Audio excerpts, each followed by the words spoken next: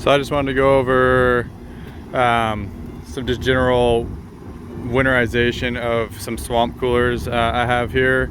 I'm not going to do everything in this video. I'll just kind of mostly talk about all the steps that we'll do to get them ready for winterization. I'm going to start off on this one right here since it's the closest.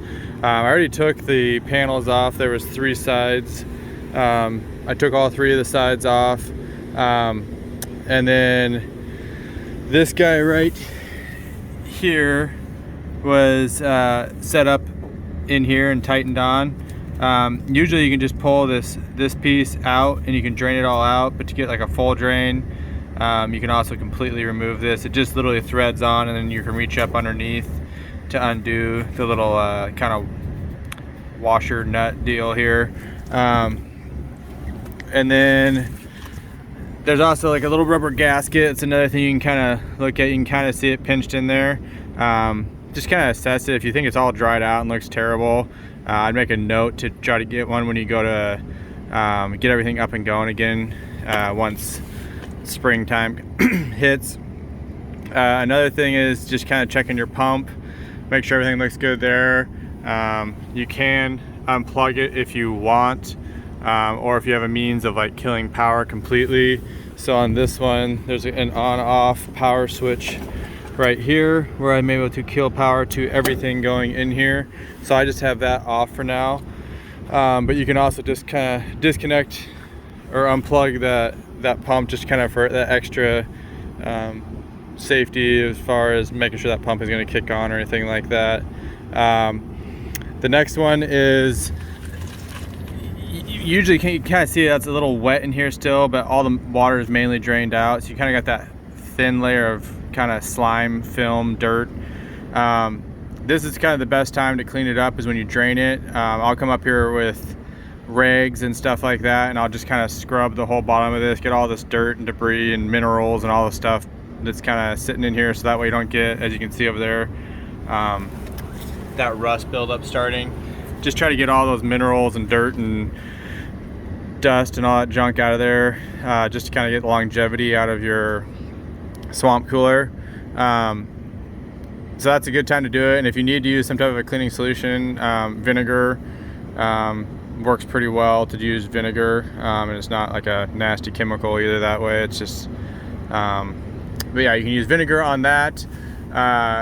Next kind of thing is you can just kind of check, make sure all these little ports are clean and look good and everything like that. You also have some oil ports. You can kind of see one right here. It has these little caps that just flip up. You can add your couple drops of oil. I'll usually do 1 or 2 drops in the springtime and in the winter time. And then you can kind of just, you can pull this belt off and just kind of pull back and forth, see if you have any play or anything like that in these bearings. I have seen these little pillow block bearings go bad on these before. So it's kind of a good time to kind of get what you need for the upcoming year, because I mean, getting it now in the winter, ordering it, you're probably gonna have better luck finding it now than when spring hits and everyone's turning their stuff on and now there's a part shortage or anything like that. So I definitely just start making your list of anything you might need, but that would be one thing to check. Another thing is I check the belt, and if I don't have a spare belt at my house or at the commercial site or any of that kind of stuff, I'll usually get one ordered up. I always try to have one spare all the time, because that is a fairly common service call to go out to a system and literally it's just the belt is broken. It's very easy deal to just take care of and not make it such a pain in the butt for you later on. Having one of these snap in the hottest day of the year or something like that kind of sucks when you have to go find a belt. So yeah, I always kind of get one. You can kind of see it's stamped right here, like this one's a A81 belt.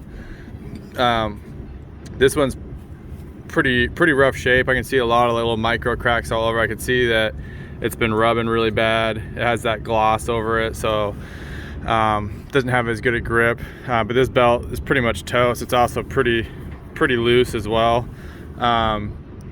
So that's something that I'll definitely write up And then another thing I always kind of just check to make sure these shivs and pulleys and stuff like that aren't getting pitted or anything like that, or wear. They both feel pretty good.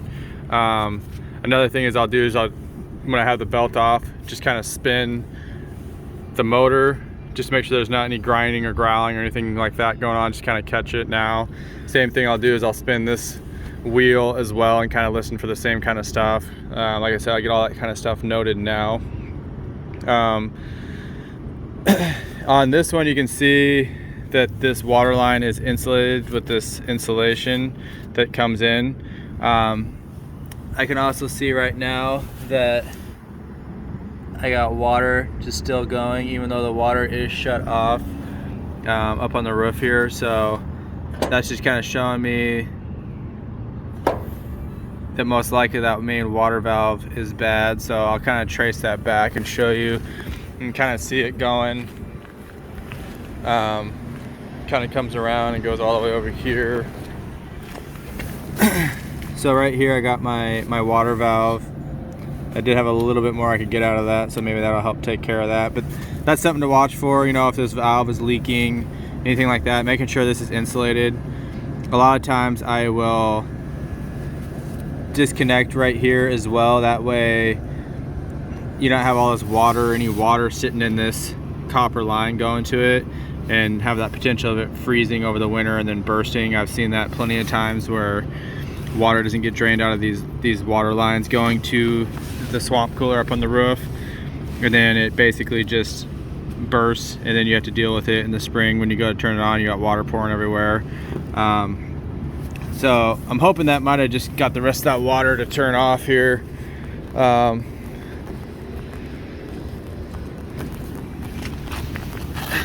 Definitely slowed it down, but I still got a tiny little drip.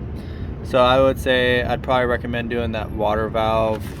I'd probably recommend doing the water valve in here, which will be a little bit more to it because I'll have to shut water off downstream from it, replace that valve, and then kind of go from there. So that's one thing I'm seeing right now. Another thing I have seen people do, looks like someone here did this, they wrote that they had oiled the little bearings here. I mean, you can do some type of a log either with a paint pen or a Sharpie, or if you have something you can write down or document it. I mean, I definitely write down as much as you can. So let's see, the next step here is, a lot of times it's kind of better to do these filter media in the winter before spring hits, just because a lot of minerals and different things that it's picked up from the environment and the water will sit in here, which will activate and get this rust going a lot faster. If you are doing the filter stuff yourself, you definitely want to make sure it is approved for a swamp cooler and it's not just normal like furnace filter or something like that. So you definitely want to get a swamp cooler media filter, and it comes out pretty easy. You literally just kind of, actually it's not super easy, it's kind of a pain in the butt, but you kind of pop it, and then you have to do that all the way down. You can see there's what, 1, 2, 3, 4, 5 of those. 5 of these little kind of brackets to hold the media in, and then you can pull your filter media out. You could cut your new one to size and then put the new one in. And then another thing I'll do now is kind of take this little trough that the water goes into right here, and it'll kind of trickle down. I want to make sure that's all cleaned up good, so I'll get all that rust, debris. I'll usually hit all these little openings with a wire brush. I can see some of them are already sealed, like that one's like sealed closed completely. So take a wire brush, clean all that up real nice, get the rust out of there best I can, and then get the swamp cooler media swapped out, just to kind of prevent any additional rust from happening. So as you can see, I got a little bit of cleanup to do because all this stuff's pretty rough looking. It's the first time I've been out to this site, so yeah, there's quite a bit of roughness to this. I think it needs a little bit of love for sure. So that's kind of just the general stuff. Another thing you can do, you want to make sure you get the proper size though, is like a cover. So if you do all this winterization, so I'm up in the Pacific Northwest, and we get a lot of rain and everything like that. So what we could do too is basically once everything gets all cleaned up and the bottom, the filters, all the stuff, and I got everything kind of set up how I want. You could put a cover over these as well. You just want to make sure you get the measurements so everything's tight, tight around these swamp coolers.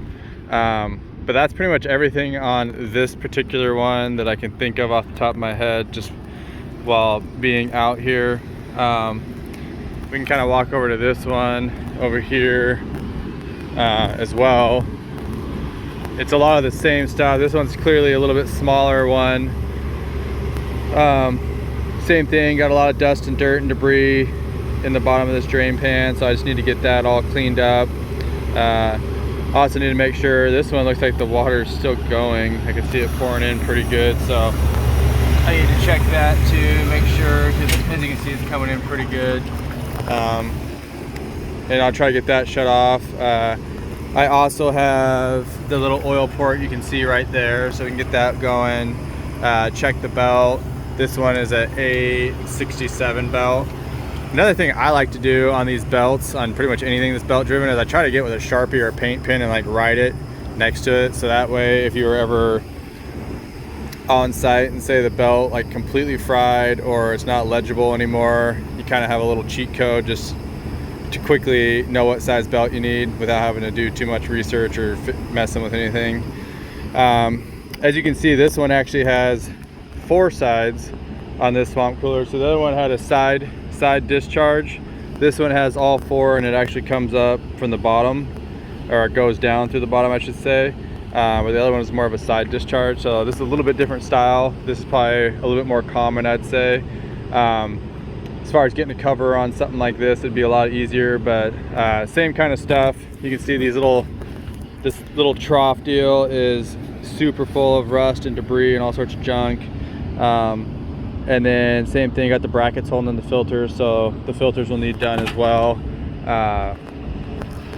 Let's see, same deal on this too. I'll pull that belt off and just kind of see if I have any slop in the bearings on the motor and on the blower wheel. But yeah, that's kind of the gist of everything on this one. This one, I don't know if they just weren't using this one or what, but the little peg that kind of goes in here is actually just completely missing. I'm gonna see if I can get a little bit more tight out of this, and it slowed it down to a drip, but it's definitely still leaking as well. Unfortunately, this valve sits up here in this cold weather, and sometimes we got some super cold winters and other times we don't, so I wouldn't be surprised if it's been damaged or anything like that. Another thing you could do too, just temporarily, is just to try to get it completely off, is you could prop this little float switch up. So this float switch, when it's low on water, will slowly raise until it gets up in the water column, and then it will shut the water off. Because there's another, this basically is another little valve right here. It's a fill valve.